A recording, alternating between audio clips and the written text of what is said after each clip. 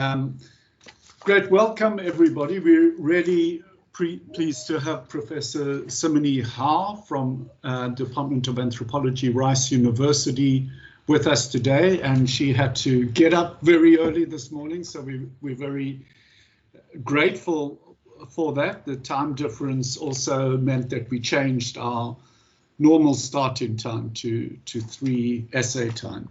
So let me begin by giving a brief introduction to Professor Howe's work.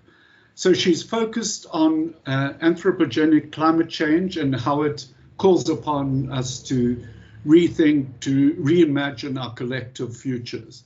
She has also had a long-standing interest in the intersection between feminist and queer theories, new materialisms, more than human beings, and she's been active in a variety of ways in terms of public engagement in through films, through exhibitions, and so forth. So there is this really interesting sort of interface between scholarly and public engagement. And in fact, the first time I encountered Cymene's work was the podcast, which I listened to, and I really miss the days of driving. I live in Cape Town. I drive to Stellenbosch, and I would listen to those podcasts. And what it was called, Energy Futures. It's called Cultures of Energy. And the 200 episodes that we recorded are still available. So if you just go into a search engine and look for Cultures of Energy, and also Stephen, we're doing a limited time reboot of the podcast. So we're going to have a 10 episode all stars set of episodes. So please keep an eye out for that in the fall soon. Great, fantastic. And should I switch off my visual? I just see it is sort of freezing in strange ways there. So I'll turn off my camera, but that I really highly recommend you engage, you look at the Cultures of Energy podcast. I actually found it absolutely fascinating. So I'm really pleased that it is available, and in fact it's been, it will be rebooted. Fantastic. So that for me is really important, that this kind of crossing or moving between the scholarly and public engagement with anthropology, and this has been done together with Dominique Boyer, who will be hosting next week. Right. In addition, both Cymene and Dominique have written a duograph, which I seldom come across this phenomenon of the duograph. So they both worked on a project from, as you probably know already, they did field work together from 2009 to 2013. And conducted, 16 months of fieldwork in southern Mexico. And out of that research came these 2 books, which were recently published. So Ecologics, with the subtitle Wind and Power in the Anthropocene, which is the focus of our discussion today, was published by Duke University Press in 2019. And so the other research interests, or the current research interests of Cymene, are related to the social life of ice in the Antarctic and tracking it as the meltdown moves water southwards and creates conditions for sea level rise in many coastal cities. In Iceland, she has a project that has examined the social significance of ice, the values associated with it, and the implications of its melting. And this next phase of the project, which is called Melt/Rise, she will be developing a comparative analysis of different adaptation strategies in various coastal cities that are exposed to the threat of sea level rise. And I believe Cape Town is one of those cities that will be part of this research, and we're really looking forward to engaging you more around that. So this project uses the material substances of melting ice and moving water to develop a concept that Cymene has developed called hydrological globalization. So in addition to Ecologics, there's another book that's come out in 2020 called the Anthropocene Unseen, a lexicon, which is really a keywords on the Anthropocene, which I really look forward to reading as well. I also got involved in the Keywords project with the colleague Nick Shepherd. We're all following Raymond Williams's initial keywords idea, and I'm really looking forward to seeing this keywords on the Anthropocene. And currently, together with colleagues, a volume will be published called Solarities, Being in the Time of Sun. And I would also like to mention that Professor Howe worked for over a decade in Nicaragua, and her first book was called Intimate Activism, The Struggle for Sexual Rights in Post-Revolutionary Nicaragua. So one can see a wide range of interests, and we're particularly interested in the current research areas, and we have a number of students and the chair of a research program on environmental issues in the Northern Cape, in the area of the Karoo, who are here with us, and I'm sure they will find this work really interesting as they're dealing with similar issues in this very dry, arid part of South Africa. So I will stop at this point, and so we can have a 25-minute to half an hour presentation, followed by just 2 discussants, perhaps 3 discussants, we'll see, and a Q&A will follow. So thanks very much, Cymene, for agreeing to get up early this morning and to engage with us about this recent book that I've used in my classes for teaching and will continue to do so. Thanks very much. Great. Thank you so much, Stephen, Professor Robbins, and thank you to Matthew, too, for getting us all organized here. I really appreciate it. And I'm excited to speak with you all about the Ecologics work. I should let you know, too, that the book is available free, open access. There's a downloadable PDF that you can find online. And also for the Anthropocene Unseen, the lexicon keyword project that Stephen mentioned is also an open access book. So that's free to the world for whoever wants to read it. So I invite you to do that. I'm really excited to be speaking with you today. I'm located in Houston, Texas, which is located on the unceded indigenous lands of people known as the Sana, Atakapa Ishak, Coalhuitecan, Karakawa, and Akokisa. Before settler colonialism lived in a space that's now called the San Jacinto River, Galveston, and the greater Houston area. So I'm very thrilled to be with you today, and I will now begin this, our full presentation, I hope. Let's see. There we go. Does everyone see the full screen there? Yep, perfect. Yes. Great. Good. Thank you so much. I want to begin by introducing you to a wind park that never was. And this was meant to be a kind of salvational antidote to the Anthropocene condition. Here you see it in imagined form, a computer-generated rendering, an illustration, and a replica of something that never existed, a true simulacra.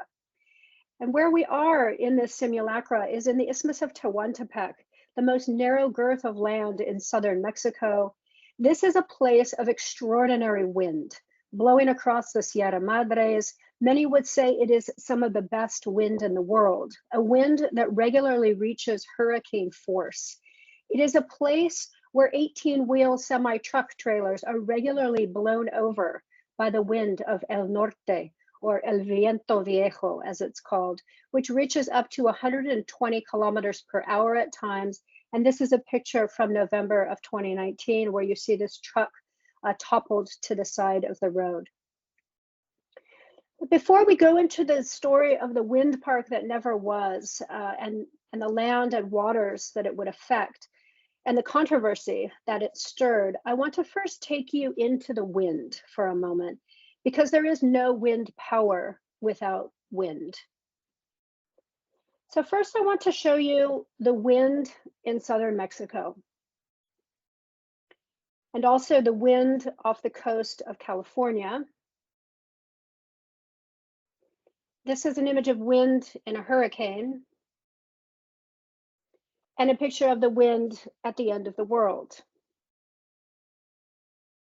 You might recognize this too as the wind in southern Mexico, the wind off the coast of California, wind in a hurricane, and wind at the end of the world.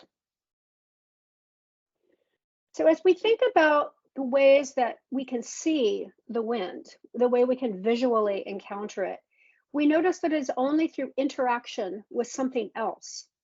And I want to invite you to think of how you know the wind, through its bending branches or leaves, or in its tactile form, something that touches you, that you can touch, that you can feel.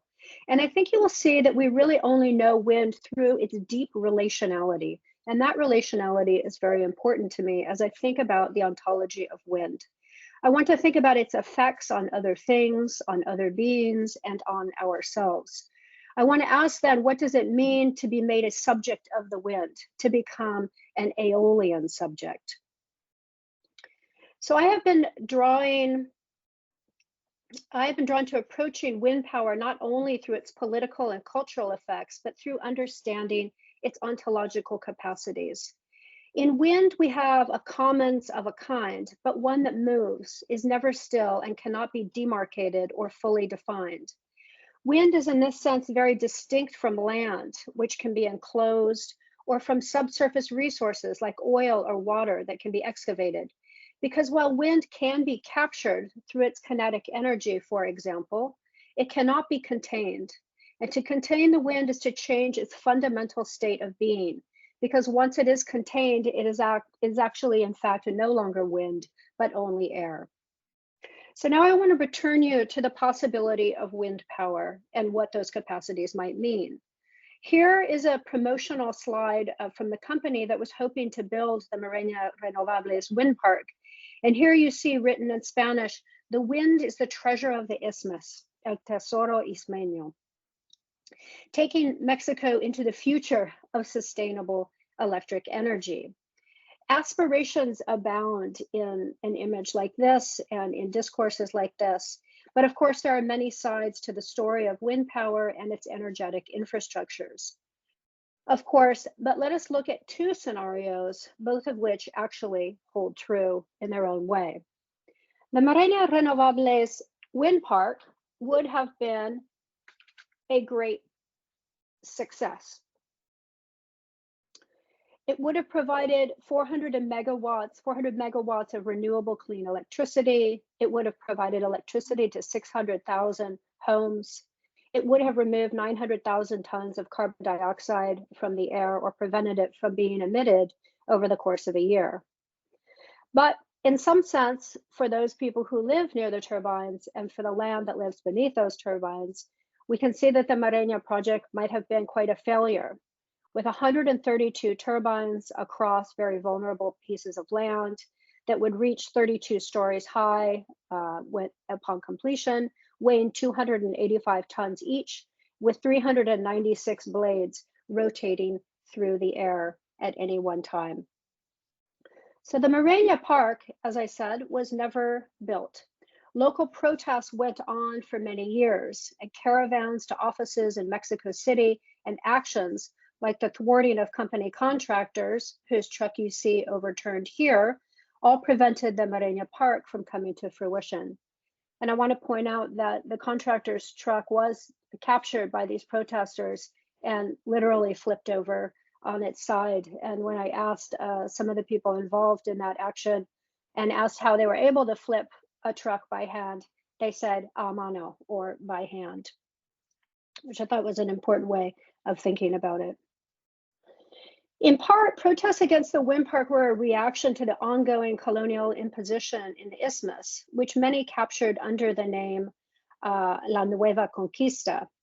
And in part, they were a reaction to carving the Isthmus into zones where certain companies would subdue land, leasing through exclusive rights. As some people put it, this made the windy Isthmus into rábanas de pasteles, pieces of cake to be divided among the corporate interests. And here you see those divisions, those pieces of cake, as corporate interests have divided the land in the Isthmus for contracting for wind power. In the Isthmus, you might also encounter a street mural like this, where you see Spanish galleons with their sails marked with wind power corporations, the names of these corporations now occupying the Isthmus, and a conquistador in his armor holding a turbine-like lance. Not incidentally either, since the great majority of wind corporations in the Isthmus are Spanish, with a handful of American companies as well. And so it is no wonder that many people referred to the massive development of wind parks in the Isthmus as La Nueva Conquista. And I should point out too that the Isthmus of Tehuantepec now represents the densest concentration of wind parks on land anywhere on the planet. So it is indeed quite an expansive development. In part, resistance to the Mareña Park and to wind development in the region was based upon the inequalities of wealth that were appearing all over the Isthmus, where people who had land and who had windy land in particular could have this, renovated homes, freshly painted, multi-stories, while other people lived in this, very simple hand-built mud and straw houses with corrugated tin on its roof, with heavy rocks to hold down the roof from blowing away in the wind. So there are many reasons why people were in resistance in the region against what they saw as the transnational appropriation of indigenous and campesino land, mestizo campesinos. But for all the human concerns that were played out in this conflict, in many ways, my argument is that this protest and resistance to the wind parks, in many ways, came down to this, and that is fish, or what many people referred to as the wealth of our sea. So the wealth of our sea, coupled with the wealth of our wind, invites us to think about the non-human figures that become entangled with human desires for energy as well as for sovereignty. Now, to build a wind park in the Isthmus of Tehuantepec, one needs permission, and this is true everywhere in the world that I know of.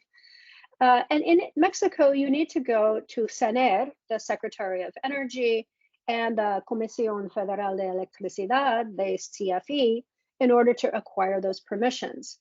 But it also requires approval and permission from Semarnat, which is the Secretary of Environmental and Natural Resources. And at Semarnat, you are expected to acquire a manifestación de impacto ambiental or an environmental impact report. So these are familiar forms to all of us living in the present. Alberto, the director of evaluation for the energy and industrial sector at Semarnat, put it to me this way as he thought about and spoke about the conditions of acquiring permissions for a wind park. He said that vigilance is important because sometimes the only impact of a project, the local impact of a project, is much more environmentally detrimental than climate change is. And here he is thinking about local impacts versus global consequences in a very precise way. So professionals charged with care for the environment, for ecological systems, for both species and humans, people like Alberto, must struggle with what appears to be a sacrificial offering in some ways. That is, sacrificing the local environment for the maintenance of a maybe somewhat dubious local one. Alberto is aware that creatures and places, materials and flows have all been swept into a human course of unfolding events in this case. Now, one species that was seen as in need of protection was this one. And this creature, the Tehuantepec jackrabbit, or the Tijuana hare, became the subject of a manifestación de impacto ambiental protections. And they are an endangered species. There's less than 1,000 of them living in the world, and they all live in this little tiny bit of sand and scrub in the Isthmus of Tehuantepec. Their habitat is already trifurcated, cut into 3 different pieces, into 3 non-overlapping zones. And the wind park was to be placed precisely in these zones, preventing these animals potentially from ever reproducing or meeting one another again. Birds, of course, were also a locus of concern, as is the case in all wind power projects around the world. And they became the subject of environmental impact reports as well, like this one, a very important predator bird, the sharp-shinned hawk. Ornithologists who studied the region prior to the development of the wind park found 82 species in total of land birds, raptors, and water birds who nest in the isthmus, who migrate through the isthmus, or who live in the region. And these are the names of some.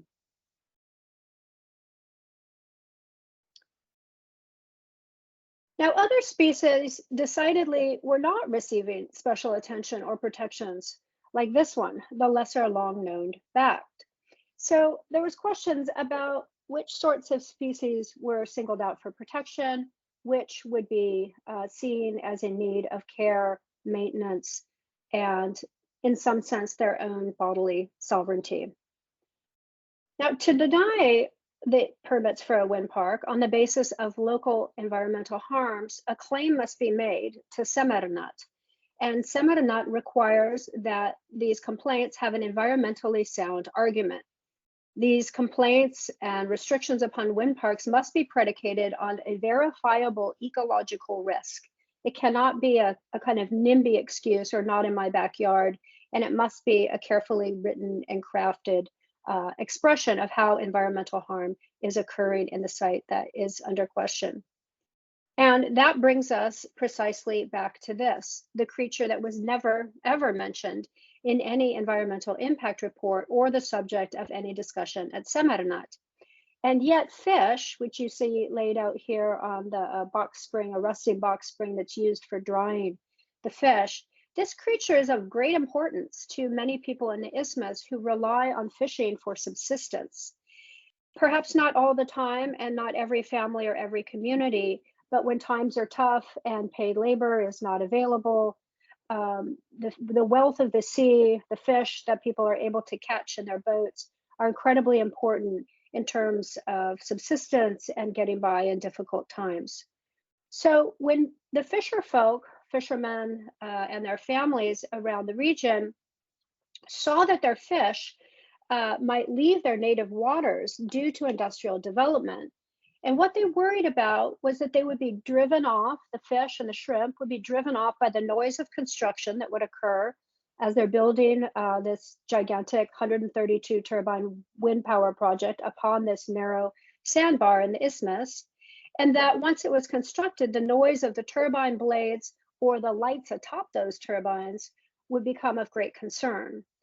And when fisherfolk realized that their right to access the sea, which they do here off this little bit of sandy land, the barra, would be privatized, and thus they would be unable to enter the waters, would also encumber their ability to fish and to catch shrimp.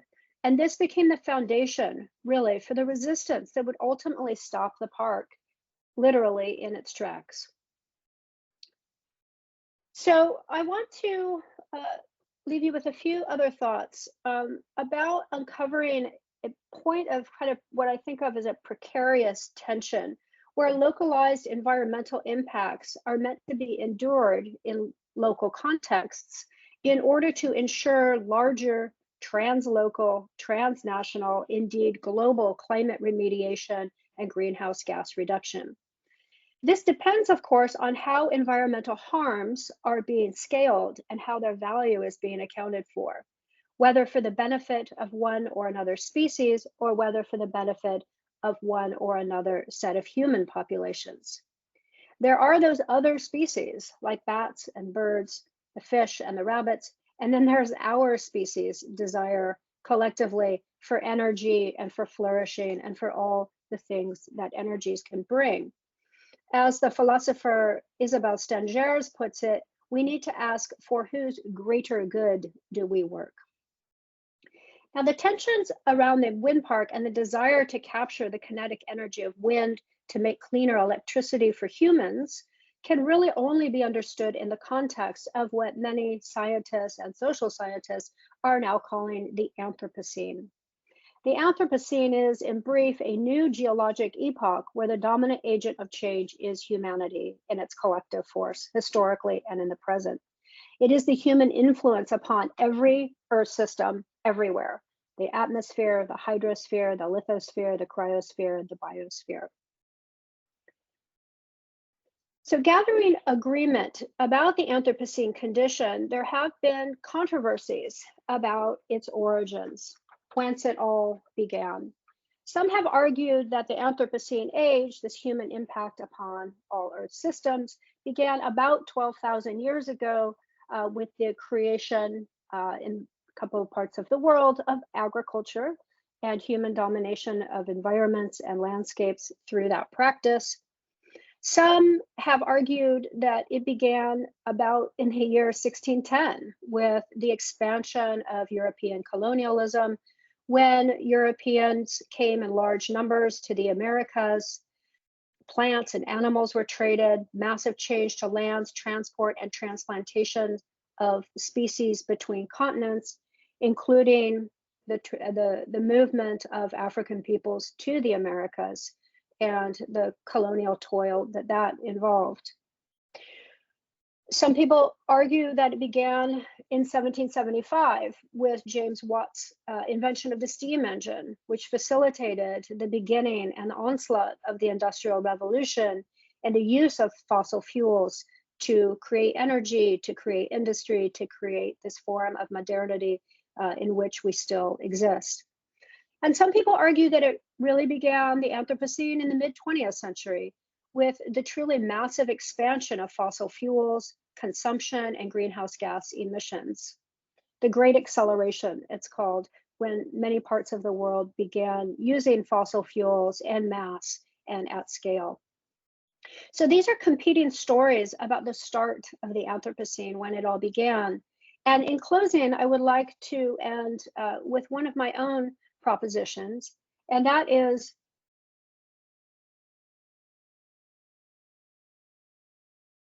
powered sailing ships that brought colonists from the old world to the new, and in the wind that blew boats filled with enslaved people from the African continent to the Americas, and in the wind that was pushing vehicles across the seas for centuries, moving plants and animals and humans to new places where they would either thrive or die.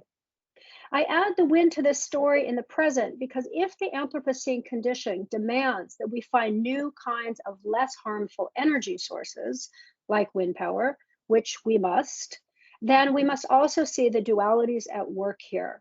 Wind at once makes and unmakes the Anthropocene. It is a salvational force in that sense, but it is one that also contains a history as well as a future, one that will only be fulfilled when we reckon with the troubles of our extractive past and its potential to become a new future. Thank you.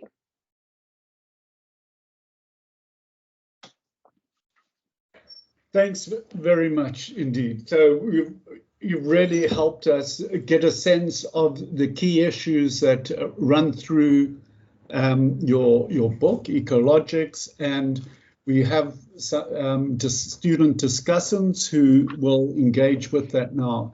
Matthew, do you want to introduce briefly the discussants, and then we can have those short presentations before we open up with a Q&A.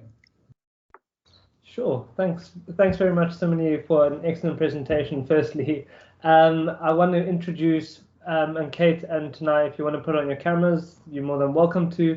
First, I'm going to introduce Kate Dupree, who's an honors student in our department, and Tanai Mukutiri, who's a master's in public anthropology student in our department. So they are the discussants for today's session, but that also doesn't limit the comments and the questions to only them. So I think they'll offer us quite an introduction into some of the questions and issues, and then we can open it up more broadly to a general Q&A. So Kate and Tanai, do you want to put on your cameras? Whoever wants to start, you're more than welcome, and we can go that way. Great, thank you. Hi, it's Kate here. I'm not going to put on my camera if you don't mind. That's okay. I'm struggling with connection today, but I just firstly like to say that it's such an honor it is to hear a presentation today about your really interesting book. I recently did a course with Professor Stephen Robbins about the Anthropocene and the climate crisis we're facing, and it's so great to come across so many of the themes that we worked through in that module here in your book too, and also now to be able to understand them in a more ethnographic sense from your research. So wow, and it's been lovely to hear from you in person too. Well, great, thank you, Kate. That's nice to hear. Thank you. Yeah, so just have a kind of a question, kind of comment to make about something that stood out to me in your book, which was the emphasis that renewable energy development needs to be so carefully monitored and thought through so it does not become an extractive and exploitative model like the fossil fuel industry and other non-green technologies is. And I remember in the module with Professor Stephen, we through technology, like inefficient technology and green technology, not being the best or only solution for the climate change, because such development causes us to use more and more and more of the resources and more extraction because it enables us to have more of it in a more efficient way. Just something that like a connection that I made there between what we've discussed previously. But perhaps, well, a question I have, perhaps you could explain a bit more to me how a model of development can be one that does not involve extraction. What would it entail or a prerequisite be? I think maybe, it might relate to Tanai's point that she'll make later about our conceptualization of investment and profit. But yeah, my question, how can it not involve extraction? That's a great question. And I think one of the issues that we're facing, not just in Mexico, but in many parts of the world, indeed, perhaps most parts of the world, is that we're operating with this idea of green neoliberalism. And that is that the market will bring forward these renewable technologies and transitions through capital investment by transnational corporations with usually government support and maybe some offset of costs from governments. But you see this close collaboration between corporate entities and governments to produce these developments, whether it's wind power or solar or geothermal, because they're really large scale developments, right? These are huge infrastructures that require a lot of monetary investment. But the question is, who profits from those investments and from those infrastructures? I mean, one argument is that we globally profit because we are reducing our greenhouse gas emissions. Although, as you wisely pointed out, there is the question of whether that might encourage more energy use or more electricity use, with this sort of belief that we're free to kind of spend as much as we want in terms of energy because now it's green and clean and available to us. I think that's a real falsehood. But then there's the other question of who is able to profit from the bottom line, if you will, from energy generation. And in the Isthmus of Tehuantepec, local residents were quite disappointed to find out that they would continue to pay very high rates for electricity, even though they're living in very close proximity to these massive wind farm developments where you have entire towns that are essentially surrounded by wind parks in every direction. Like the town can't grow or move in any way because of this massive development. So that is the kind of green neoliberal model of renewable energy development, and it certainly serves shareholders, but not necessarily local communities. One of the other issues, of course, was whether local communities are being consulted fully and whether they understand fully what the implications are for these renewable energy projects. One of the interesting elements in the Isthmus of Tehuantepec and the Green Neoliberal model established is that the contracts for rental of one's land, so it's a rental, you don't buy the land, you sort of lease the land and place your turbine upon it, lasts for 30 years and then automatically renew. So 30 years is about the lifespan of one of these turbines before it becomes unproductive, predictably. And then there's the question of, sort of what happens to that contract and what happens to that land once these really long contracts have expired. One of the other models that we encountered in the research, and I think that Dominic Boyer will talk about this during his session quite a bit because he wrote on this quite a bit in Ergopolitics, was the case of community-owned wind. And you see this in places like Denmark, on the island of Samsø, for example, where the communities are able to leverage some capital to buy these turbines, to make the installation of development. But then as the blades turn and as renewable energy is produced, not only do local people receive essentially free energy on the island, they're able to export it to the mainland and they gain quite a good profit from it. And so they're literally invested in this wind power because it helps serve community needs. And so that's one of the models that we've advocated for coming out of the project in Mexico, is to have more community-owned wind, where local communities, which you can see many of them are quite economically marginal, impoverished communities, can actually build health centers, can actually pave the roads, can have kids' sports teams. I mean, there's all sorts of social economic development that is needed in the Isthmus of Tehuantepec. It's been a place that's been ignored by the government for many decades, if arguably centuries. And so having that capacity would make a huge difference. So I think the key pieces are, when we're thinking about these energy transitions, and again, I want to be clear that I understand, recognize, and believe that energy transitions need to occur. We're in an absolutely desperate situation with the amount of emissions that we currently have going into our atmosphere, and that will remain there for some time. We need to make these transitions, but we need to do them in a way that's more equitable, that recognizes local sovereignty, and that doesn't presume that the global environmental commons takes precedent over local ecological conditions or local people's sovereignty. And so I think those are the kind of key pieces, looking at the economic models, looking at community input and understanding about these processes, and creating a more equitable condition, because that's not what we've had with fossil fuel extraction, as we well know. Not only has it been contaminative and destructive, but it's also been destructive to many of the communities where these points of extraction take place. So we have an opportunity here for a new kind of politics around energy, one that's not extractive, but one that prioritizes an egalitarian and more equitable approach to energy. Thank you very much, Cymene. Great. Thank you for the elaboration. Great. Thank you. Tonight, do you want to add your reflection or questions? Yes. Okay. Thank you for the presentation, and the book was actually eye-opening and student-friendly.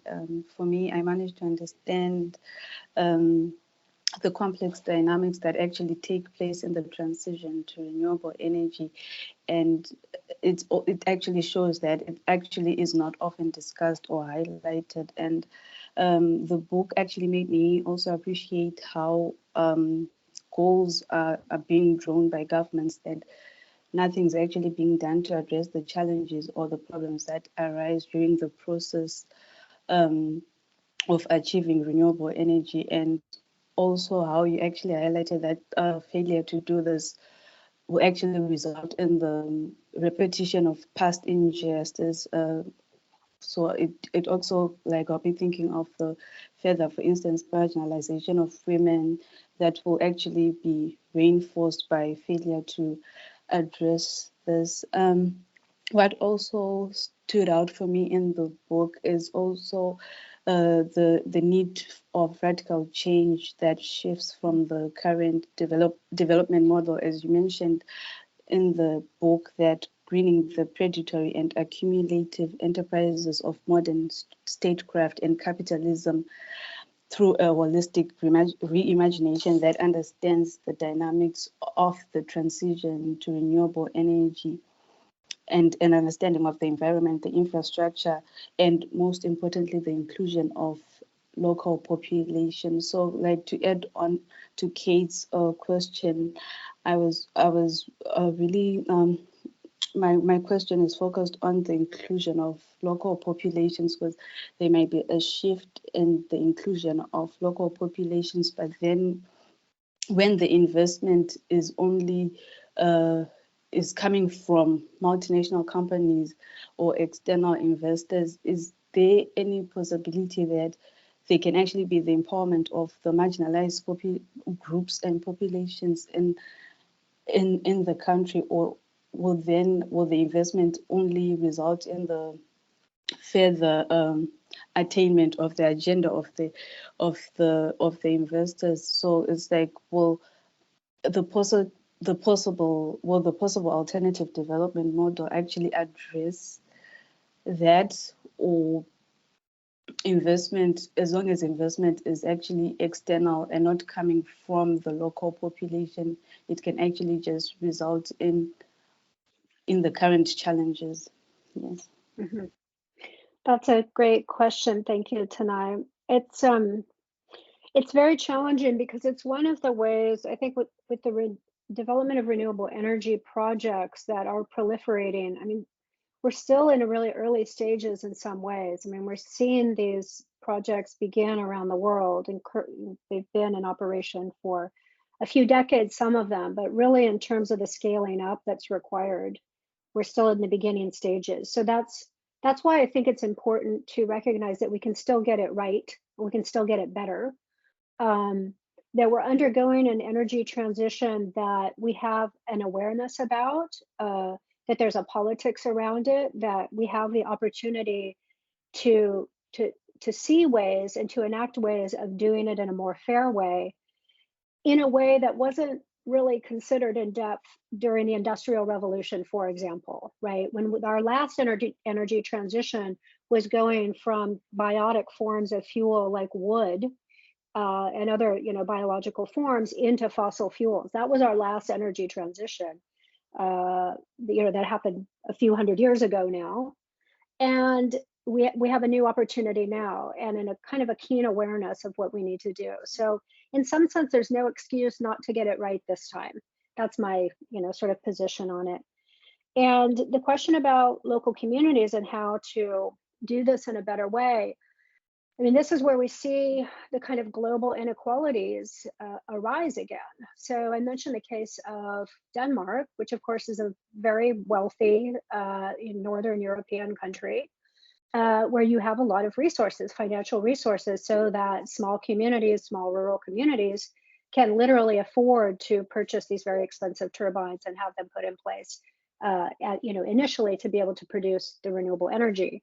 Whereas in places like the Isthmus of Tehuantepec, even if local communities, several different villages and towns, put all their savings together, I think it would be very difficult financially, because people just don't have as many resources. They just don't have the same wealth that we see in a place like Denmark. But they also don't have government support to quite the same degree. That is, government investment, financial investment in things like renewable energy for communities, or community-owned wind parks, or community-owned solar farms, etc. So there's a real question about government investment. There's a real question about the capitalist model, the green neoliberal model, where profits are quite important. So corporations like Iberdrola or Acciona Energía, these are a couple of major renewable energy corporations globally, and they're operating all over the world, especially Iberdrola, which is a Spanish corporation.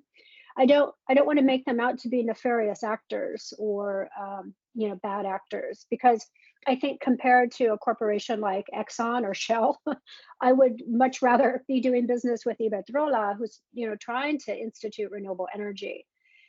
the problem is that they're operating in a kind of neoliberal capitalist context. And so the payment back to shareholders is a really high priority in that model. So when we're talking about these global universal changes that we need to make to energy systems everywhere, I think we need to rethink our economic and social models for doing that and to begin to think of it more as a kind of universal human right, a social good that needs to be paid for and managed, and communication needs to happen at the local level in response to these really global catastrophes and conditions. And I think it's going to be quite interesting too. I mean, this project on renewable energy is really about what the policymakers and experts call mitigation, right? Climate change mitigation. That is to do less harm. We already have a certain CO2 and other greenhouse gases in the atmosphere. It's already causing problems like superstorms and heating and irregular weather patterns and flooding and everything else that I know you all know well. So this was a project on the mitigation side of the issue, how to prevent more greenhouse gases from going into the air. Wind parks do that if we keep the stasis of the amount of energy that we're producing. But this new project that Professor Robbins mentioned, where I will be coming to Cape Town and as one of the field sites along with 3 others, really is about adaptation. So that's kind of the other side of the coin here, adaptation to the harm and consequences that already exist in the atmosphere, the Anthropocene conditions that are already occurring. How do we adapt to them now? What are our practices of adaptation? And how do we plan for adaptation in the future, which is really, really important, because you can have a kind of knee-jerk reaction where, you can move people out of the way of a hurricane, for example, and the flooding that comes with that, and the surges, the storm surges that come with that. But as you consider in a place like the Gulf Coast where I live, that those are going to become stronger and stronger hurricanes and more frequent, predictably, that we need to start thinking about longer term solutions to adaptation. So one question I will have going forward in this new project is really, are there similar ways in which adaptation is taking on these same sorts of extractive neo-colonial, neoliberal models of, again, development, infrastructure creation that I saw in the wind parks? And I suspect, unfortunately, that probably will be the case. It probably will be the case that we have multinational corporations or even national corporations investing in things like seawalls and planned relocation, because this is going to be a very, very, very expensive project, adaptation to these conditions like sea level rise and superstorms. And governments will be involved, and I hope that they do become involved more than they have into the future, and that they'll really take seriously the planning for it, because that's going to be a really critical condition going forward. Not only mitigating how many emissions that we're putting into the air now, but also how do we adapt to the effects that our already existing emissions are having in the world. So thank you. Really great question. I think these are complicated issues, but really, really urgent. Thanks very much for your, Stephen, okay. I can go ahead if you want. Sorry. Go ahead, Matthew. That's absolutely great. Yeah. I was just going to facilitate the questions, but if you tonight you have a feedback, and then Stephen, you can go ahead, and then we can get into the questions. Tonight, do you have a response? Oh, okay. Yeah, thank you for the response. Yeah, I think because of the need to actually address the climate crisis, I think at the end, because it might actually need a lot of money to actually address the challenges that we face, and I think also it might actually result in other non-environmental crises or issues, and also environmental issues. So I think probably it's just an issue of actually being able to address them, although also being able to actually fund ways that can actually address the issues that we face. Yeah, and as at least as we're seeing here in the United States, there's always the temptation within governments to delay and defer action. Right? You know, let's do that next year. Let's do that in the next decade. Let's do it in the next century. And that waiting game has come to an end. I mean, the science is very, very clear now from the IPCC that, you know, we have about 11 years essentially to get it right.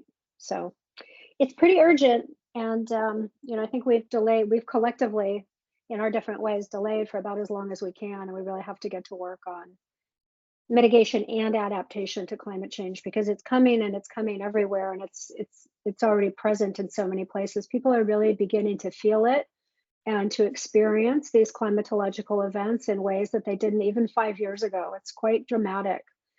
At least looking around the United States and other parts of the world, how much climate change is really coming to impact so many more people than was apparent even, you know, 5 or 10 years ago. So great questions. Thank you tonight.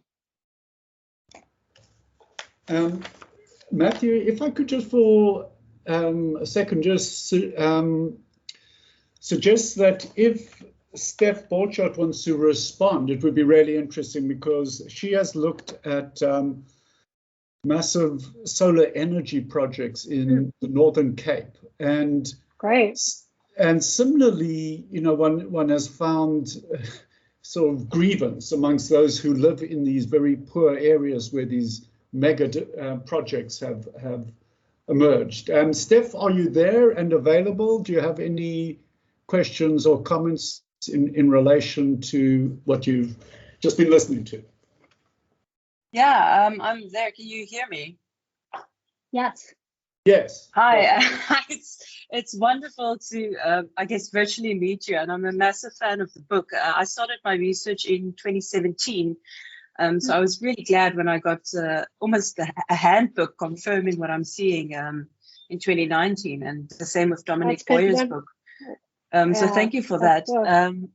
Yeah, I guess I started in 2017, and I work in a sort of a semi-arid region. It's called the Karoo in the Northern Cape province of South Africa. And the area where I work, there's 2 massive wind farms. They're generating about similar 400 megawatts, as you said. And then I have 4 solar farms as well, and they're combined also generating that. And they're really close to town, I should say. They're all within 12 kilometers of this sort of small Karoo town. And they're mandated in South Africa, they're mandated to do community development, these renewable energy companies, within a 50-kilometer zone of their actual plants. And just, I guess, piggybacking off what you said, you know, they can do so much in terms of socioeconomic development. But what I've seen is it's become a tick box for them. So, you know, they put up a library, but nobody's really going to read. Or they put up Wi-Fi, but people don't have Wi-Fi. They don't have phones that can use the Wi-Fi. And so there's this real mismatch between what they see as development and what sort of the locals want, and also the local municipality wants. And I guess the question is, why can't they just provide, if they are mandated to do community development, why can't they just provide electricity to these companies, to the town or to the local people, sell it at a really reduced rate? But a question that I had, and if I remember correctly, and it was a while since I read the books, but it was focused on your fieldwork, actually. I remember one part in your book that really struck a chord with me was when you were saying that there was this car that sort of followed you and was really suspicious of you. And I hear what you're saying. We don't want to necessarily always make the renewable energy companies, they're not the bad guys here. You know, they're not fossil fuels, and yet they're really difficult to work with. And I find them really difficult to interview. And they're really difficult to try and understand, just sit down around the table and talk about what the community needs. And I wondered if you could maybe just, you know, go a little bit into more detail on your fieldwork and some of the ethical issues that you had, maybe not only with the community leaders, but also with the renewable energy companies. But thank you so much for your presentation. Thank you, Steph. It's both good to hear that there are parallels happening in the region where you're working, and also sad to hear that this is, you know, kind of being reproduced, or that there's a lot of the same challenges around the world. So yeah, I mean, working with the renewable energy companies, it was difficult, as you found, to get interviews with them. There's a certain amount of discomfort. And I'm just remembering this one interview that we were able to do with one of the kind of higher up representatives of Iberdrola. And we had made a plan with him, and then he didn't show up. But then we saw him leaving his hotel, and we literally had to chase him to the airport and do the interview there. I mean, we kind of grabbed him there and sat down and had an interview, but it certainly wasn't what I would call completely transparent. At least it didn't feel that way. And then the finance organization that was at the heart of this Mareña project was based in Mexico City. And the representatives of that company, of the Mareña company, which in part was a Japanese funding stream, an Australian funding stream, and a small amount of Mexican finance, all sort of bundled together in this financial package and maintenance. He would come out to the isthmus and give these grand speeches about how we're transforming the isthmus and it's becoming this hub of renewable energy. It makes everyone feel really good, and that's great. And he said, we're totally open to speaking with you, asking questions. He sort of invited the audience, come and talk to us. But then again, sort of chasing him across the sidewalks and the grass. Please look me up in Mexico City, but would never show up. So there was, these are just a couple of cases, but there was a lot of sort of resistance to even having the conversation, I think. And that's part of it. And the trucks, I have a whole chapter called Trucks, because I became fascinated with them as they seem like the antithesis of renewable energy, because they're gas powered and they have this kind of masculinist,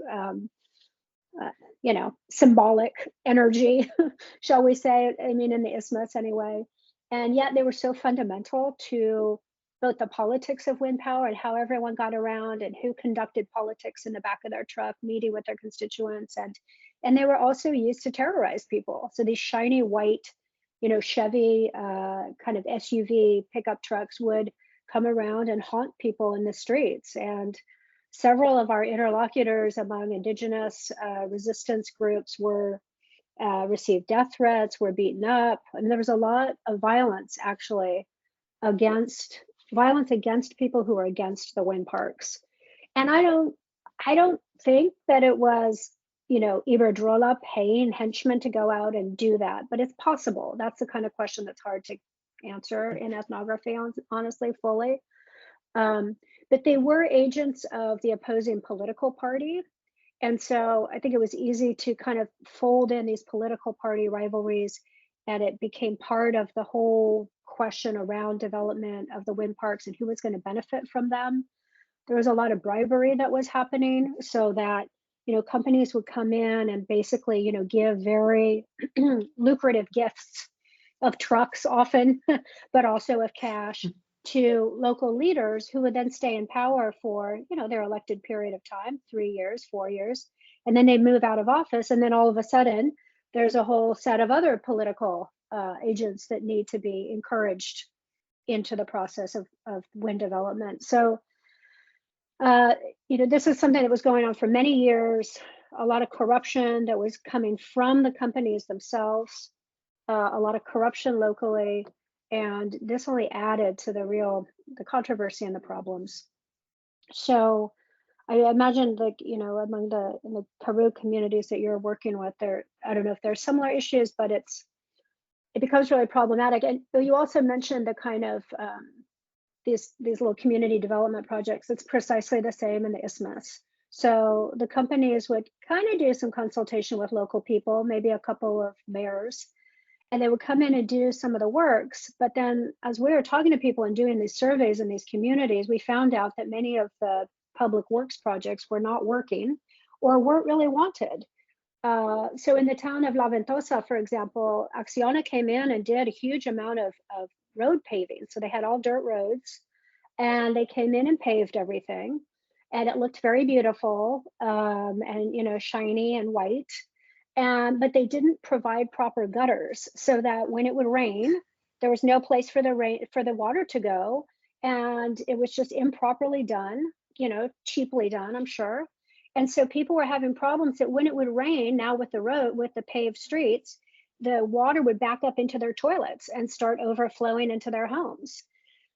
I mean, these kinds of things we just can't proceed that way. And we can't proceed with renewable energy with those sorts of, just quotidian problems that could be avoided by doing some good engineering, by asking people what it is that they want. And the same kinds of things like with your libraries, these community centers that people didn't really want, like they didn't really want to engage with them. And it looked good on paper and it probably looked good to investors. Oh, look what we've done for the community.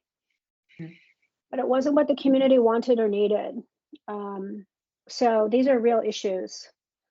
And I'm sorry to hear that you're seeing it too, but it doesn't surprise me either. Yeah, no, it was just a quick response would be, it is, I was glad to read your book, but it was also, I guess, shocking because it's not really place related. There's that human corruption element to it, and they're not oblivious to what they do, as you say, with the road. They knew what they were doing, or they probably knew that they were doing it quite cheaply. And it's such a missed opportunity because you need the buy-in from locals. You want the buy-in from locals, and you want the buy-in from people who would want to see that renewable energy is the future. And thank you so much. Yeah, great. Thank you, Steph. I hope to meet you when I come to Cape Town. Yes, please do. I'll give Stephen can send you my details. Yeah, there are many people here who would be really interested in discussing these issues with you. And I see we've got many hands up, including Tumi, who also has worked in a very similar situation. I do see the other hands. Matthew, I will hand over to you, but if Tumi is there, because he's working in a similar context, looking at wind farms and decent work in the Karoo, this question of the just transition and its complicated politics and so on. Tumi, are you available to respond, or should we go on to, Well, thank you, Stevens, Prof. Roberts. I don't know what to respond to, but I'm fascinated. It's fascinating to hear that what I also picked up and what Steve's picked up. It extends to Mexico. But as I said, I come from an industrial sociology background, so from a history where the politics was laid on the table in the sense that employees and employers have an adversarial relationship. There are power relations, they are unequal, and the order shifting. So now to see that playing out in the community with the installation of large-scale projects, it's not surprising for me, particularly because I've worked in the mining industry. So the issues that mining communities face are now being faced by communities in the Northern Cape, with similar large-scale infrastructure projects. What will be interesting for me going forward is to see how they unravel. Whereas in the mining industry, the zenith was the Marikana massacre in 2012, and that really put all the issues on the table in terms of a migrant labor system, housing, decent conditions. So in the Northern Cape, how it plays out, it will be interesting. But it is also interesting to note that the Northern Cape as a province is now firmly on the national consciousness. I mean, the president was there to do a campaign. The leader of the official opposition, John Steenhuisen, was also in the Northern Cape. So there's something happening in the Northern Cape, and for the next coming 20 to 30 years, as we transition, so-called just transition, it'll be interesting to see how the politics either resemble what's happening in the mining industry or they take a different form. Thank you for the presentation. Yeah, thank you, Tumi, for those thoughts. That's really interesting. And I think it's very interesting when you're talking about the Northern Cape as being sort of outside the national imaginary, or at times. That, I think that's a really interesting point, and something that I saw in Mexico, but that I also think is in some ways potentially universal. And that is that many renewable energy projects, I'm going to say most going forward, will be sited in more rural places that are far from these urban centers, which are the places that are using the most electricity, of course. And so there has to be these infrastructures to then channel that power to the urban centers, to the metropole. But you have the development of these infrastructures in more remote places that often tend to have a smaller population, that maybe have more vulnerable populations, that have rural populations who are very spread out. So there's a certain kind of geographic politics of remoteness, or being remote and far from the metropole, but also from the kind of central imaginary of the state and corporations that can be exploited, right? And so I think that there is a sort of an ideology in many of these cases that says, you know, these are far off, these are far away places, right? But they're not far away for the people who live there, right? Or the creatures, the animals, the birds, the ecosystems that live there. But there's a kind of conceptual barrier that I think we need to overcome as well. Because I imagine, you know, like I think of a kind of an urban center, Chicago or Houston or New York or LA, you know, putting these kinds of industrial scale wind parks right in the middle of Los Angeles. Like, what would the response be?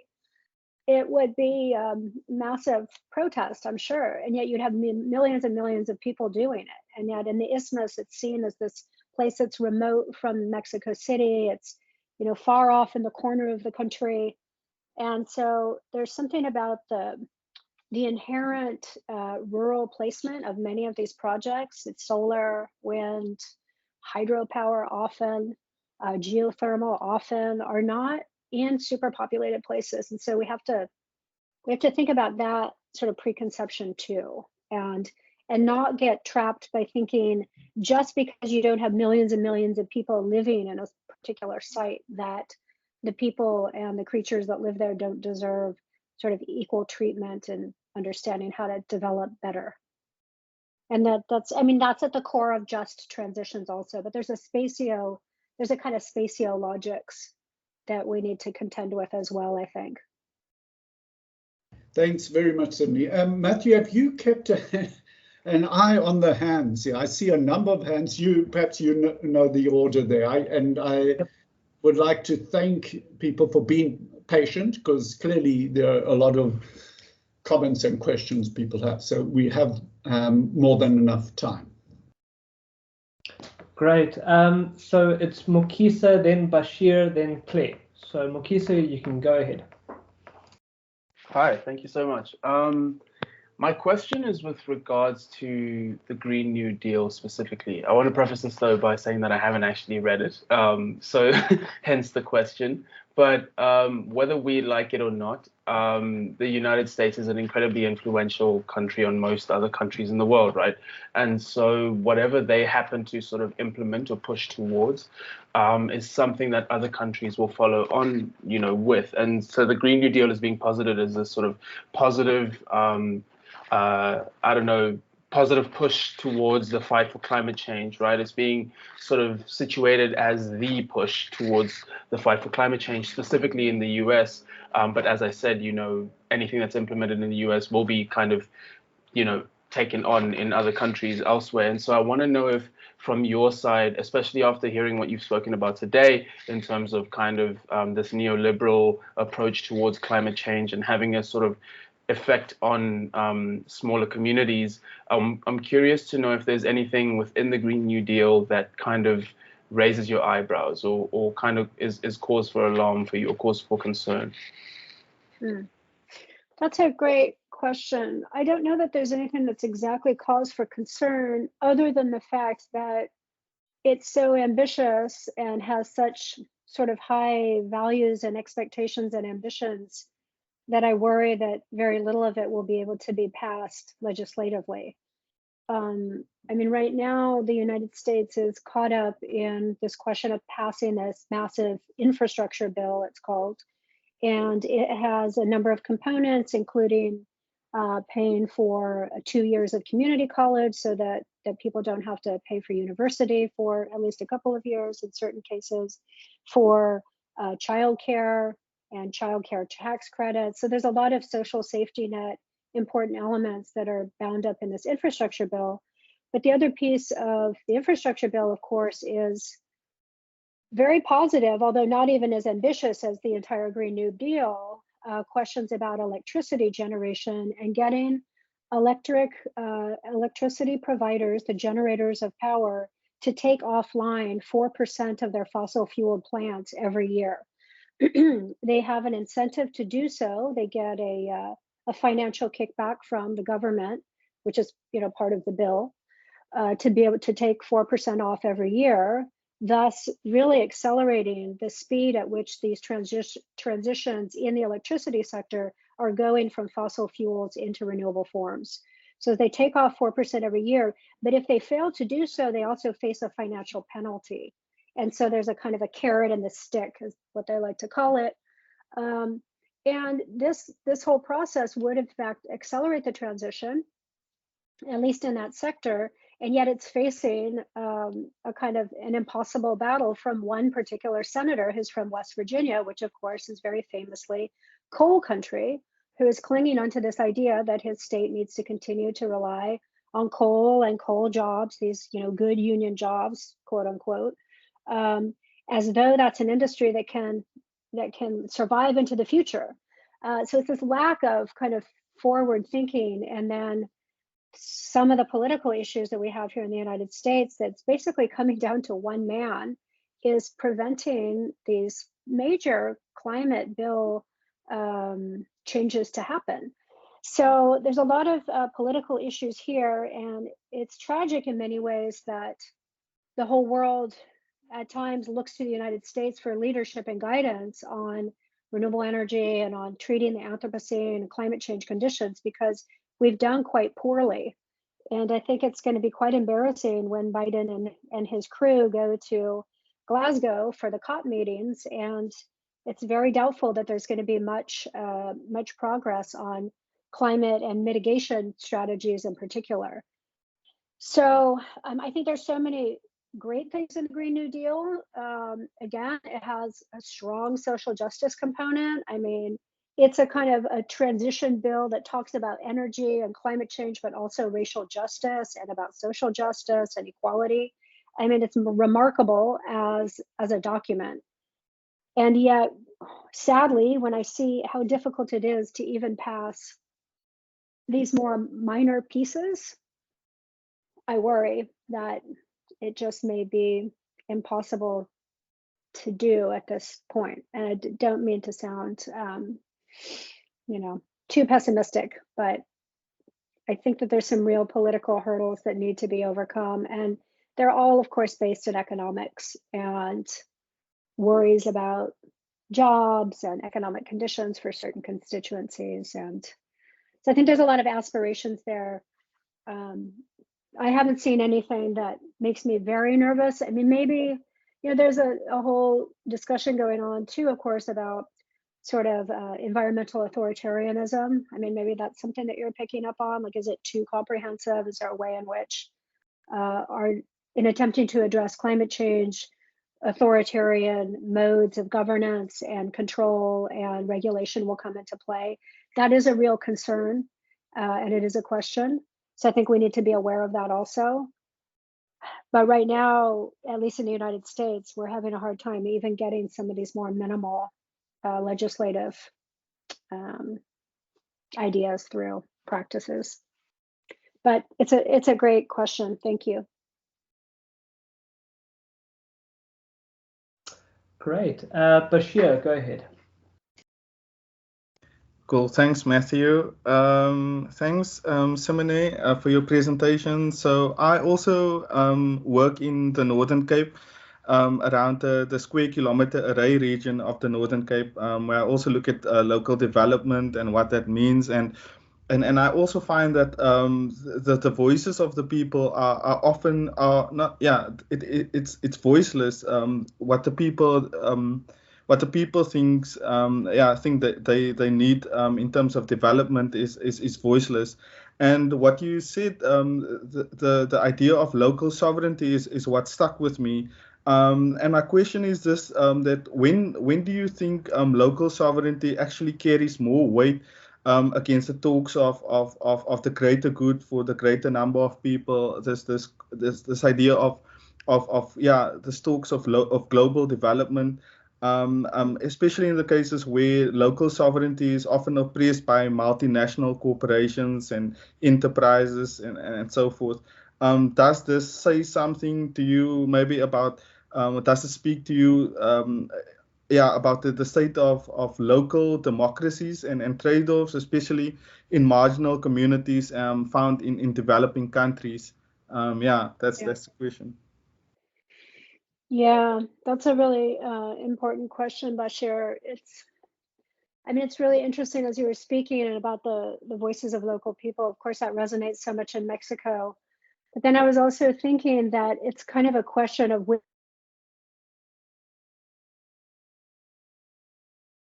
economically marginalized, ignored by the government, doesn't have the kinds of resources.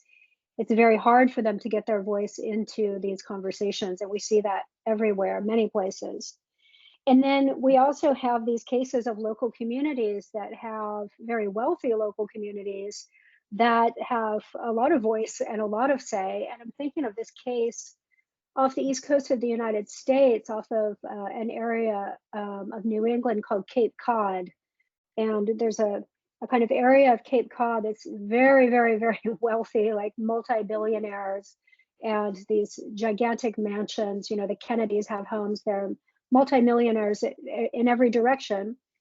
And there was a proposal several years ago to build an offshore wind park. And the wind park was a mile or two out into the ocean. And actually, I saw photographs of what the wind turbines looked like on the horizon. Like if you were standing in your multi-million-dollar mansion looking out onto the horizon over the sea, you could barely see these like little tiny dots on the horizon. That was going to be the offshore wind park. But of course, these people have a lot of resources and a lot of lawyers and a lot of political clout. And that wind park never came to be. And so it shows you that it really depends on the powers of the local communities, sadly. So more marginalized communities won't have that kind of political positioning or power, unfortunately. So I think we need to kind of fundamentally shift how we allocate voice and power in these situations. And it to be based on, whether a community has economic wealth to be able to prevent these things happening, as they like to say, not in my backyard, right? NIMBY, I'm all for, making sure that we have renewable energy. I want to buy green energy. I want to save the planet, but not in my backyard. I don't want it here. So that's an issue. I think the other issue is that renewable energy transitions is still, as I said, it's still a pretty nascent set of projects. And people are familiar with resisting mega projects, mega proyectos, like dams and mines. I mean, that is part of the kind of political repertoire of resistance in many places in the world. But this particular resistance is novel in some sense. And so I do think about whether, how do you sort of coalesce a community of resistance against an energy project, or to try and sort of have conversations with the political actors, the corporate actors who need to be engaged in order to create better community outcomes. Like who is that political community? How do they come together? What are their shared interests? So I think that's another kind of question that we have to think about in this context is, how do people gather? What are the interests? How do they come together and get into communication and have a say before the damage is done, right? Before the infrastructures have been put into place that are detrimental. So I don't have an answer for that. I just think it is a question of how do you create a kind of coalition politics around energy transitions that can be very productive and not just resistance. I mean, with the Mareña project, we saw a lot of resistance from local communities. Again, the fishermen and the question of fish was absolutely fundamental. But that's one case, and every locality has its own particularity. So how do people come together, not just to prevent the creation of infrastructures, but maybe to allow the creation of these infrastructures, but in a more equitable way? Thank you. Great. Anyone else have a question? Again, you're welcome to put it in the chat. You're welcome to put your hand up. We have 5 minutes left, so you're more than welcome. If not, I shall ask one. Yes, I was quite interested in, obviously, your preface in your book talks about the, obviously, no, Stephen, my question can come later. Otherwise, I can ask it in another form. You can go ahead. Not at all. Matthew, if you ask your question, we've got enough time. Okay. It was just, I'm quite interested in the process of writing a geograph, and you reflect on sort of the history of it. And I was listening to another talk that you and Dominic gave, and he talks a little bit about the process of, I think it was before you had written your books. So talking about the process of writing a geograph. So that I found quite interesting. So my question would be, in the process, did you sort of lessons learned and some reflections on that process, and then reflections on the reception of the geograph? Because you said, you note there is quite a history to this, and academics of various fields work together, but yeah, maybe just a reflection on the reception of the texts, which I think work very well, and we'll see in this session and obviously in next week's session how they work together. Thank you. Great, thank you, Matthew. Yeah, it was a very interesting process, because as we look through the history of anthropology, there has been a lot of collaboration. I mean, maybe not as much collaboration as we see in the natural sciences, but there are stories of collaboration and co-authorship. Jean and John Komaroff being, maybe the most recent and famous pair of collaborators and co-authors. But what we also saw was that co-authors write synthetically. That is, they write a book together, but they both contribute to it. Their name is on the cover of the book, but it's one book, right? It's a monograph written by two people. It's co-authored. And so we wanted to move out of that paradigm, which is why we created this category of the duograph, in the sense that it's not a monograph, but it's two monographs put together, written by two different people, but who have worked on the same project together, and pulling from the same set of the archives and the data and the research and the ethnography. So that was our proposition, was that in co-writing and co-authoring, there's a kind of synthetic voice that gets created, and I've co-authored with Dominic, I've co-authored with many people, as I'm sure many of you have. And, there's a negotiation that happens, do we like this sentence? Which word goes there? And so it creates this very nice synthetic voice, but it has to digest into something that both parties agree with. So one of the nice things about the duograph is that Dominic was free to write his book, to write his side of the story, and I was free to write my book and write my side of the story, and be able to use our own particular voices, and also to be able to focus on these case studies. So one of the things we needed to do early on was to divide the work so that it wasn't repetitious, because we didn't want to have repetition. We wanted to have points of contact, so that you might recognize a character or two, or a scene, or a place, but to have the books be quite different. And I think for those of you who have read the books, I think they are quite different. I think the voice is different, the theoretical coordinates are different, the approach is different. And if we hadn't done the duographs, it would have been a different product altogether. So I think the exciting thing about this was to be able to have two perspectives, two arguments about the same set of conditions and cases, taking them up in different ways. I mean, in my book, I certainly focus more on environment and the more than human and kind of ecological conditions and how those impact renewable energy. And Dominic's book takes up more of the politics and the local histories of place and how those condition the politics. In my mind, they're both very, very important. And they all contribute to the dynamics and the context that is the Isthmus of Tehuantepec and wind development, but taken in different ways. In terms of the reception, I think that they've been received quite well. The reviews that we've gotten, always review them together, in journals, which I think is interesting and great. So people are taking seriously the fact that they were meant to be read together, but they don't have to be read together. I mean, they can be read separately, and I think a reader would get quite a lot out of either of them read separately. I'd say that one of the limitations or the challenges of doing the duograph is that it is a lot of reading for people to do. And so, there's a certain amount of so a lot of words to digest. And so you have to have committed readers who really want to engage the case and see the different ways of approaching it. But, the other, and I mentioned this at the beginning of the talk, the other great thing is that they're both open access, free to download. So we're not making double the profit. We're not making double the $10 that one normally does off of academic books. So it's not, at least in terms of a cost, the cost question, they're not expensive. So if one has the interest and the time, you can read both books for free, and so that's great. I know we were both very, very happy that we were able to offer them open access so that people wouldn't have to pay for two different volumes printed. Excellent, thank you so much. Stephen, you want to have the final question? Not necessarily the final one, but maybe we'll have time for one more. But I was quite struck by the concept environmental authoritarianism, but not necessarily in the way you were referring to it.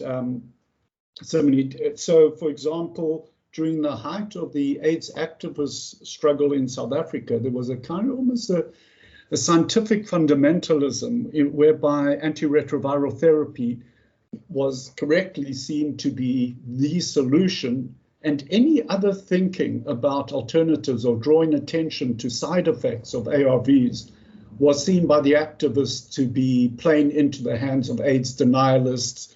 And at the time, we had a president who was a bit of an AIDS denialist. And similarly, issues around diet and so on couldn't be tolerated because of the urgency of the situation. And perhaps we find ourselves in a similar situation whereby I know Michael Moore got quite a lot of flack for a documentary he made where he questioned aspects of renewable energy technologies and where they were made and the extraction of resources that went into making them and so on. So I'm wondering what happens with this accumulation of knowledge about renewable energy projects that have problems, and whether they're problems of people who are living in these spaces just finding that these interventions don't benefit them and in fact adversely impact on their livelihoods and everyday existence. So it becomes, perhaps, I don't know, it's a question, does it become difficult to question it because sometimes you get understood to be playing into the hands of the fossil fuel industry or some other actor, because renewable energy is meant to be intrinsically good. It's meant to be a virtuous object in this time of crisis. And yeah, anyway, this may not be the problem at all. I mean, I'm just curious whether there is a sense that there is room to critique this, or whether the urgency of having to find a solution narrows that room. Mm-hmm. Right, and that's where the kind of the concerns and worries about a kind of an authoritarian ethos around energy projects becomes a concern, right? The kind of rush to enact these transitions by any means necessary at all costs can become a kind of hegemonic way of thinking and quite destructive to both the process of transition or transformation of energy systems, but also the local communities. And I think this idea of scientific fundamentalism is very interesting, and interesting that you kind of juxtapose it or take the case of HIV and AIDS and the antiretrovirals. Was that Thabo Mbeki, I'm assuming, was the denialist of that at the time. But it's a question, is there a space to raise these questions? I mean, I think one of the worries that I've had in writing articles and in some sense writing the book was, is it possible for conservative political forces, fossil fuel forces, if you will, to extract sentences or words or arguments out of the text that then argue against the need for transition? That is a concern, because here in the United States, And we see that with COVID very demonstrably with people's refusal to take the vaccines, for example, and the refusal of scientific knowledge. And so how do we sort of balance that worry about scientific fundamentalism and authoritarianism in some cases versus the need to recognize the kind of fundamental objective principles of needing to reduce greenhouse gas emissions, needing to get vaccinated against COVID, needing to, take certain forms of treatment against HIV and AIDS. So it's a tricky conversation, and I think one that has to happen in each political context uniquely.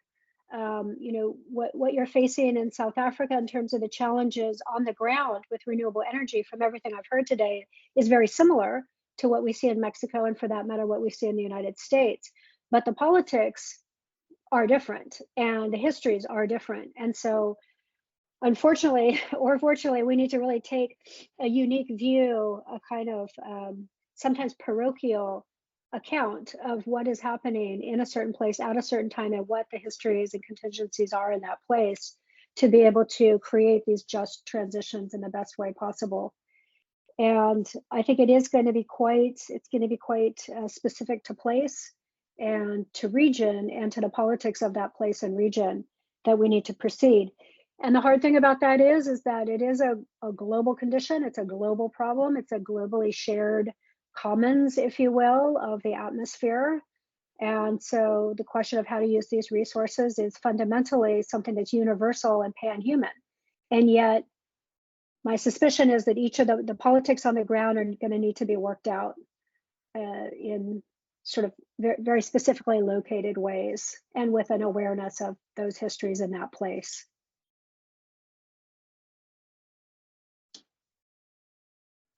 Stephen, a response, and then we have two more hands, if that's welcomed, to me and then tonight. But Stephen, a response? No, thanks very much, Cymene. That's fine. Let's have the other questions or comments. Okay, great. Tumi, go ahead. Well, thank you, Matthew. I just wanted to respond to Stephen's. I mean, the room for critique, it's there. For example, when supposedly 5 power stations had to be closed in Mpumalanga, nobody bothered to ask what will happen to the workers. So I mean, the politics on the ground in South Africa, at least, are around job losses or job creation, and what actually happens to local communities in Mpumalanga in particular. But a more long question is, what does the renewable energy industry have to show in communities that they've been operating in since 2011? So our politics are quite clear, I guess, in South Africa. They're not so much about technology politics. Maybe they're getting there at a high level, but they're dealing with community development and job creation. And once you start asking those questions, then the politics of funding comes in. Would, for example, a big renewable energy company fund an honor student to do an ethnographic study before they actually start developing? So these questions have been there, they've been sidestepped, but thank goodness NUMSA have really forced that they be engaged with thoroughly, and not as a piecemeal, oh yes, there's potential to create 1,000 job years. And what is that? How do they look like? How long is the job? So in some respect, South African, the industry has been sidestepping a couple of these issues, but now they're on the table, and they need to be engaged with honestly, thoroughly, and with some way forward, a consensus. Thank you. That's can I respond to that, Stephen? Some thoughts. Yes. I think I'm really glad, Tumi, that you brought up the question of labor and jobs, and it's really interesting how we talk about job creation, right? And sort of sustainable jobs or jobs that can continue into the future, because so many of the extractive industry jobs will, fortunately or unfortunately, depending on your point of view, will become obsolete into the future. I think that, you know, I'm just thinking about the coal mines in West Virginia, like those jobs need to become obsolete, but that doesn't mean the workers become obsolete. There's other work to be done and other industries for them to work in. So it's not just an energy transition, it's like a labor transition as well. And I know that that's part of the political discourse, but I don't know that we always put those two together, but it's absolutely fundamental. We're not just changing our energy systems, we're actually needing to change our labor systems and our labor aspirations in so many ways.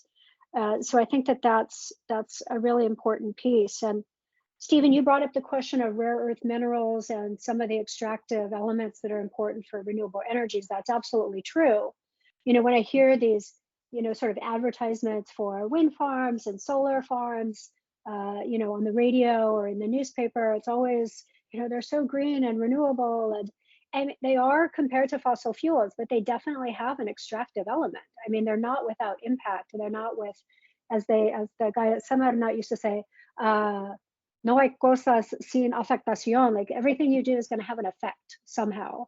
And so it's not that they're completely neutral of having some extractive elements, and rare earth minerals is a really important one. But the other thing about labor and renewable energy is that compared to many of the extractive industries, they actually require less labor. So, I mean, one of the controversies in Mexico, and I'm sure elsewhere, is that, you know, you come and you build a wind park and you need labor to do that, pretty expert labor, I will add, to be able to build a wind park, to, you know, dig the trenches, to put the cement and the rebar and everything that goes into these huge mega projects. So you need a lot of labor in the beginning. And then once the park is up and running, you really only need a few people to manage it from an office somewhere. And many of the parks in the Isthmus of Tehuantepec were actually managed out of an office in Madrid, Spain, you know, through the kind of technology that allows that, where you can, you know, operate your plant from another continent. I mean, it's kind of miraculous in a way, but it also shows us that there's very little labor involved in many of these projects. The same with solar plants or solar farms. They just don't need a lot of workers. And we can see that as a negative, but I think we could also see it as a positive, because it's about the transformation of work and the work that we do, how much work we do, how we get remunerated for the work that we do. And so this is a kind of bigger, more comprehensive social challenge, a labor challenge that's completely intimately tied up into this energy transition question as well. So I'm really glad that you brought up that question of work and labor and the future of labor. I think it's going to be really important in this conversation. Okay, so we're over time, but Tanaya, do you have a question or comment? Yes, I have a question. I think it's linked to Mukisa's point, and I was just thinking that yes, that climate change is a global issue, and also based also on the discussion, and it seems that at times the solutions are actually Western solutions that address climate change. Are they non-Western solutions that are actually being included in the discussion on how to actually address climate change? Because it also seems that it's also applicable in the African context, as discussed that even South Africa is facing the same issues. So is there the inclusion in the discussion of African solutions, or it's just Western solutions that are being included in the discussion of climate change? So how is the question focused? It's what kinds of solutions are included?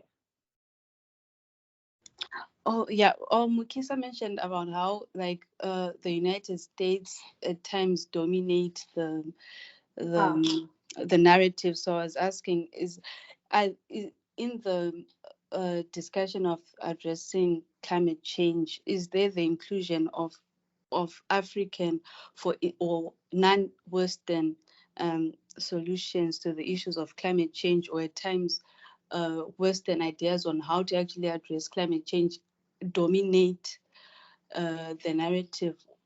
of which at times the Western ideas actually created the whole situation that we are currently in.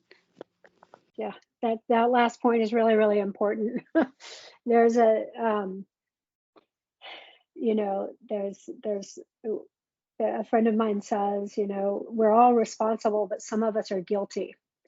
And I think that really gets to the heart of it, that the blame for the current climatological crisis really lays in these industrial countries from the beginning of the Industrial Revolution up through the present, and the kinds of industries and fossil fuels that have been used to kind of create development in many parts of the so-called industrialized world. And so there's a real question about who should pay, literally, financially, for these transitions based on the harm that's already been done. Economists call them externalities, the kind of outcome of production, the outcome of capitalist production, and how it comes to impact the environment and human health and all of the other things that fossil fuels have done and have created these conditions. So there's a question about how to manage that. And I think the African continent is certainly part of the conversation about climate change mitigation and climate change adaptation, certainly at the level of the IPCC, the Intergovernmental Panel on Climate Change, the scientists, and also at the level of the COP conversations, these multinational agreements like the Paris Agreement of 2015 about emissions reductions. But of course, so many of those emissions reductions need to happen in the industrialized world. They need to happen in the polluting countries like the United States and more recently China and India, but also basically all of Europe, a lot of Latin America, maybe parts of the African continent and countries there that have, heavy fossil fueled industrial bases that need to really reduce emissions. So on the one hand, it's international. It's also a national problem because many of these politics work out at the national or get agreed upon at the national level. And then it's also a kind of more localized question, are there certain regions or states that are producing a lot of emissions that need to be brought under control, whereas other parts of a country or even a county or a region, a district in a place have much less impact.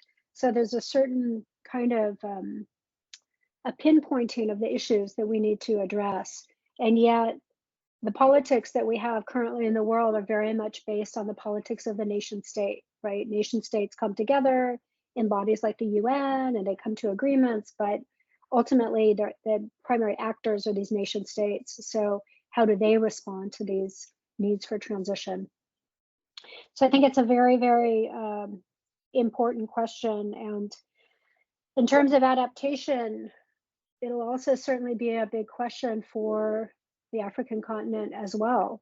How will you be adapting to further droughts, to sea level rise, to flooding, to all the issues that will be occurring? That's something that everyone in the world is having to contend with. But I think each continent, each country, each regional community is going to have its own responses and need to respond in its own particular ways, but with an understanding that this is something that's collectively caused to some degree and needs to be collectively addressed in the present.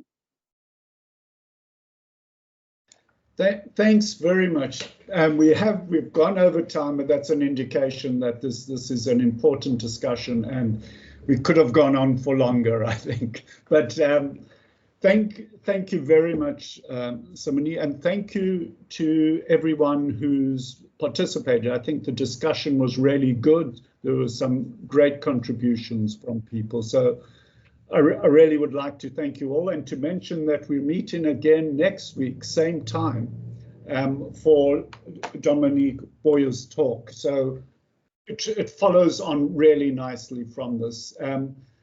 Again, thank you, Professor Howe, for getting up early this morning and really engaged with this, and we'll continue teaching the book and the books, the duograph, because I think it adds so much to the discussions that are taking place here. Great. Yeah, so well, thank you all. Thank you all for your wonderful questions. They were very, very, very, very insightful. So I appreciate the conversation. It was fantastic. So thank you for the invitation also. And we also look forward to engaging with you around your current project on sea level rise and so on. So yes, yeah, great. I'll be knocking on your door at some point in the near future. Excellent. You're more than welcome. And you've established some connections, even though they're virtual, with a number of people in this webinar. So it will be great. Yeah. That's great. Great. Thank you so much, everyone. Have a wonderful evening, I guess it is, afternoon and evening. Thanks a lot. You have it. Bye, everyone. Thank you. Bye. Take care. Thanks, everyone. Bye-bye. Thanks very much. Thanks, Cymene. Thanks all. And thanks, Matthew, for facilitating.